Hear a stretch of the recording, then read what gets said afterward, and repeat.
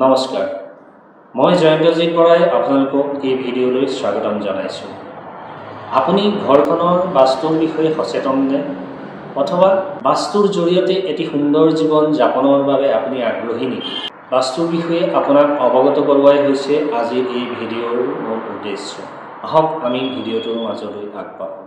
আমাৰ চাৰিওকাষৰ কিছুমান ঘটনা পৰিঘটনা অথবা আপোনাৰ শাৰীৰিক মানসিক কিছুমান ক্ৰিয়াকলাপৰ পুংখানুপুংখ ব্যাখ্যা আপুনি মই নাজানিলেও কোনো ক্ষতি নাই। যেনে ধৰক আপোনাৰ শৰীৰত তেজৰ প্ৰবাহ কিদৰে হৈছে, আপোনাৰ মন মগজু কিদৰে পৰিচালিত হৈছে, আপুনি খোৱা খাদ্য কিদৰে হজম হৈ শৰীৰৰ বাবে পৰিপুষ্টি যোগাইছে, টোপনিৰ পাছত আপোনাৰ শৰীৰৰ ভাগৰ কিদৰে পলাইছে, আপোনাৰ প্ৰস্ৰাৱ পায়খানা উশাহ নিশাহ আদিও আপোনাৰ জ্ঞাতে অজ্ঞাতে সুচাৰুৰূপে পৰিচালিত হৈ আপোনাক এটি সুস্থ সবল দেহ প্ৰদান কৰিছে। এনেবোৰ কথা আমাৰ জীৱন ধাৰণৰ বাবে খুবেই প্ৰয়োজনীয়, অথচ এই কথাবোৰ নজনাকৈও এটি জীৱন চলি থাকে। আপোনাৰ শৰীৰত তেজৰ প্ৰবাহ কিয় অসামান্য হৈছে, খাদ্যৰ হজম কিয় কমি গৈছে, আপোনাৰ টোপনি কিয় কমিছে, উশাহ লোৱাত কিয় আপোনাৰ কষ্ট হৈছে, আজিকালি প্ৰস্ৰাৱ পায়খানা আপোনাৰ কিয় অনিয়ন্ত্ৰিত হৈছে আদি কথাবোৰ আপুনি জানি উচিত পদক্ষেপ লোৱাৰ কেতিয়াবা প্ৰয়োজনীয়তা আহি পৰে। যেতিয়া এই সাধাৰণ যেন লগা কথাবোৰত আউল লাগে, তেতিয়া আপুনি প্ৰয়োজনীয় ঔষধ বা কাৰ্যব্যৱস্থা গ্ৰহণ কৰি শৰীৰৰ এই বেমেজালিসমূহ দূৰ কৰাৰ চিন্তা চৰ্চা কৰিব লগা হয়। সেইদৰে আপুনি জানিলেও নাজানিলেও অথবা বিশ্বাস কৰিলেও নকৰিলেও আপুনি বসবাস কৰি থকা ঘৰখনৰ ওপৰত বাস্তুৰ এক অদৃশ্য প্ৰভাৱ থাকে। এখন ঘৰ সাজি বসবাস কৰিবলৈ লোৱাৰ পাছৰে পৰাই বহু সময়ত এখন ঘৰ নিৰ্মাণ কৰিবলৈ লোৱাৰ পাছৰে পৰাই একোটা পৰিয়ালৰ ওপৰত নৱনিৰ্মিত ঘৰখনৰ বাস্তুৰ এক অদৃশ্য প্ৰভাৱ পৰিবলৈ লয়। আৰু কেতিয়াবা বাস্তুৰ এই অদৃশ্য প্ৰভাৱ সম্পৰ্কে আমি জ্ঞাত হৈ ইয়াক হস্তক্ষেপ কৰি আমাৰ উপকাৰ সাধনৰ উদ্দেশ্যত ইয়াক ব্যৱহাৰ কৰা হয়।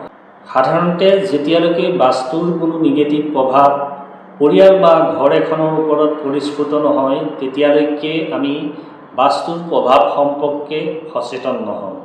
বাস্তু সম্পৰ্কে কিছু সচেতনতা আৰু আপোনাৰ মনত কিঞ্চিত বিশ্বাস যদি জাগ্ৰত হয়, তেন্তে অতি সহজেই ঘৰ একোখনৰ বাস্তু সমস্যাৰ সমাধানৰ পথত আমি আগবাঢ়িব পাৰোঁ। কিন্তু কি এই বাস্তুৰ অদৃশ্য প্ৰভাৱ, যাৰ বাবে আমি বিশ্বাস কৰিবলৈ বাধ্য হওঁ যে বাস্তুশাস্ত্ৰ বুলিও এক প্ৰাচীন ধ্যান ধাৰণা জ্ঞান চৰ্চা আমাৰ মাজত চলি আহিছে। আহক আজি এই ভিডিঅ'ত আপোনাৰ ঘৰৰ কোনবোৰ সমস্যা বাস্তুৰ জৰিয়তে সমাধানৰ পথত আগবাঢ়িব পাৰি তাৰে কিছু থুলমূল আলোচনা কৰোঁ। বহুলোকে নিজৰ বসবাস কৰি অহা ঘৰখন কেতিয়াবা প্ৰয়োজন অনুসৰি কিছু সাল সলনি কৰি পুনৰ নিৰ্মাণ কৰি লয়।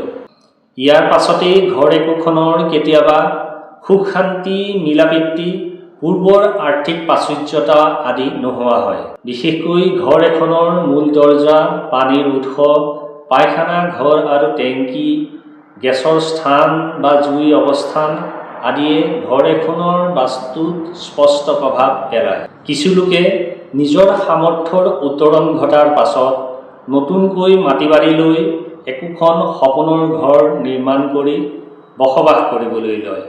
আৰু ইয়াৰ পাছতে যদি তেওঁলোকৰ ভাগ্যৰ চকৰি ওলোটা ঘূৰিবলৈ লয়, তেন্তে আমি বুজিব লাগিব যে নৱনিৰ্মিত ঘৰখনৰ বাস্তু পজিটিভ নিশ্চয় নহয়।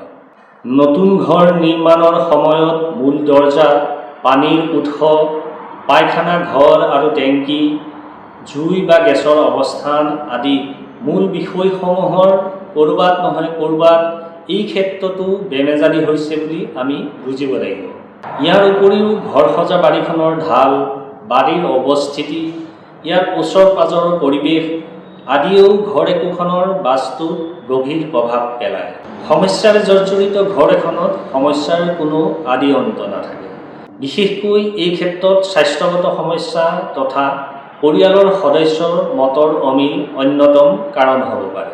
ঘৰ এখনত ইজনৰ পাছত সিজনৰ অসুখ বিসুখ হৈ থকা বা একেজন ব্যক্তিৰে অসুখ এটাৰ পাছত এটা অন্ত নোহোৱা অথবা ডাক্তৰৰ ওচৰত অসুখ ধৰা নপৰাটো সেই ঘৰখনৰ বাস্তুৰ নিগেটিভ প্ৰভাৱৰ বাবেই হ'ব পাৰে।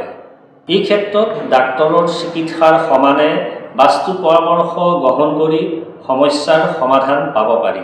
এইটো দেখা যায় যে দক্ষিণ পশ্চিমৰ বাস্তুদোষ থাকিলে ডাক্তৰৰ ওচৰত অসুখ ধৰা পৰাত বাধা আহে অথবা অযথা পলম হয়। এই দক্ষিণ পশ্চিমৰ বাস্তুদোষৰ বাবে ঘৰ একোখনৰ সদস্যৰ মাজত মিলাপ্ৰীতিৰ অভাৱ, কাজিয়া পেচাল, বিবাহ বিচ্ছেদ, জীৱন হানি আদিৰ দৰে ঘটনাও ঘটা দেখা যায়। ঘৰ এখনৰ বিভিন্ন বাস্তু শুদ্ধ বা পজিটিভ হোৱাৰ পাছতো ঘৰৰ বিভিন্ন দিশত কৰা নিগেটিভ কালাৰ অথবা দিশ অনুযায়ী কৰা ভুল ৰঙৰ বাবে ঘৰখনৰ বাস্তু ওলট পালট হৈ ঘৰখনত নিগেটিভিটি প্ৰকাশ পোৱা দেখা যায়। সেয়ে ঘৰৰ ৰং কৰোঁতেও আমি বহুত সাৱধান হ'ব লগা হয়। সাধাৰণতে অফ হোৱাইট ৰংটো ঘৰৰ বাহিৰে ভিতৰে সকলোবোৰ দিশৰ বাবে উপযোগী। পৰৱৰ্তী সময়ত পঞ্চতত্ত্ব আৰু ইয়াৰ দিশ অনুযায়ী বিভিন্ন ৰঙৰ বিস্তৃত ব্যাখ্যা আপোনালোকৰ বাবে আগবঢ়োৱাৰ আশা থাকিল। এইখিনিতে আৰু কেইটামান কথা আপোনালোকৰ বাবে উনুকিয়াই যাওঁ। সাধাৰণতে ঘৰ একোখনৰ সদস্যৰ শাৰীৰিক মানসিক সমস্যাৰ বাবে ঘৰখনৰ উত্তৰ পূব দিশ, শাৰীৰিক অৰ্থনৈতিক সমস্যাৰ বাবে ঘৰখনৰ দক্ষিণ পূব দিশ, পৰিয়াল কেন্দ্ৰিক সমস্যাৰ বাবে দক্ষিণ পশ্চিম কোণ, সুযোগ সুবিধা, মহিলাৰ সমস্যা, স্নায়ু সমস্যা আদিৰ বাবে ঘৰখনৰ উত্তৰ দিশৰ বাস্তুৰ বিচাৰ কৰা হয়। ঠিক সেইদৰে সামাজিক মৰ্যাদা, সন্মান আদিৰ বাবে ঘৰখনৰ পূব দিশ আৰু কৰ্মফল, ব্যৱসায় বাণিজ্যত লাভালাভ আদিৰ বাবে ঘৰ একোখনৰ পশ্চিম দিশৰ বাস্তুৰ বিচাৰ কৰা হয়। পৰৱৰ্তী সময়ত আপোনালোকৰ প্ৰয়োজনীয়তা অনুসৰি সকলোবোৰ দিশ আৰু সকলোবোৰ বিষয়ৰ বিশদ আলোচনা আপোনালোকলৈ আগবঢ়োৱাৰ চেষ্টা কৰিম। এই ক্ষেত্ৰত আপোনালোকৰ মৰম চেনেহ তথা আশীৰ্বাদ কামনা কৰিলোঁ। আজিৰ এই ভিডিঅ'টো কেনে পালে কমেণ্ট এটা কৰি জনাবলৈ নাপাহৰিব। ভাল পালে যদি ভিডিঅ'টো লাইক এটা কৰি আপোনাৰ বন্ধুবৰ্গৰ মাজত শ্বেয়াৰ কৰিব। চেনেলটো ছাবস্ক্ৰাইব কৰি ৰাখি মোক পৰৱৰ্তী ভিডিঅ'টোৰ বাবে উৎসাহিত কৰিব বুলি আশা ৰাখিলোঁ। আপোনাৰ অনাগত দিনবোৰ সুখৰ হওক। আজিলৈ আহোঁ। নমস্কাৰ।